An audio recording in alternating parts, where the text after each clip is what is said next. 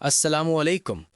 अगर आप crypto trader हैं तो ये वीडियो आपके लिए बहुत अहम है, क्योंकि इस वीडियो में हम बिटकॉइन और इथेरियम की प्राइसेस का मवाजना 2017 से 2025 तक के चार्ट्स के मुताबिक करेंगे। दोस्तों, अगर हम ऊपर चार्ट की तरफ देखें तो 2017 की साइकिल में इथीरियम ने एक जबरदस्त बुलिश रन के बाद तकरीबन 39% करेक्शन दिया था। ये वो मरहला था जब ज्यादातर नए ट्रेडर घबरा गए, लेकिन दरअसल ये करेक्शन ऑल टाइम हाई से पहले की हेल्दी रिट्रेसमेंट थी।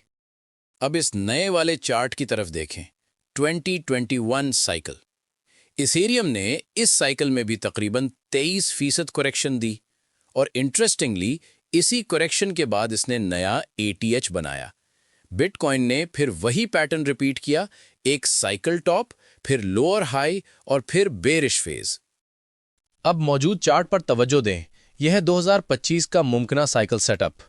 इथेरियम ने तकरीबन 27.5% करेक्शन दिखा दी है, जो तारीखी पैटर्न के मुताबिक एक बुलिश कंटिन्यूएशन सिग्नल बन सकता है। अगर यही रिदम बरकरार रही तो हमें इथेरियम का नया ऑल टाइम हाई देखने को मिल सकता है। दूसरी तरफ बिटकॉइन मुमकिना तौर पर अपना साइकिल टॉप ऑलरेडी बना चुका है और अब वो लोअर हाई बनाने की कोशिश में है, जो आमतौर पर अगले बेरिश फेज से पहले आता है।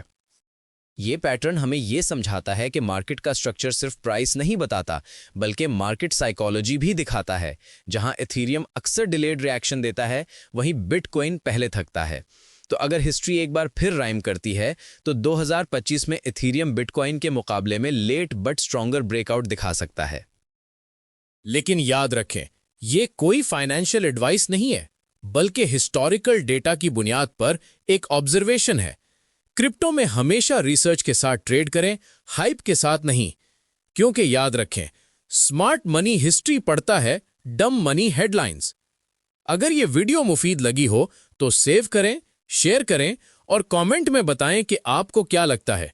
क्या 2025 में इथेरियम वाकई बिटकॉइन को आउट परफॉर्म करेगा?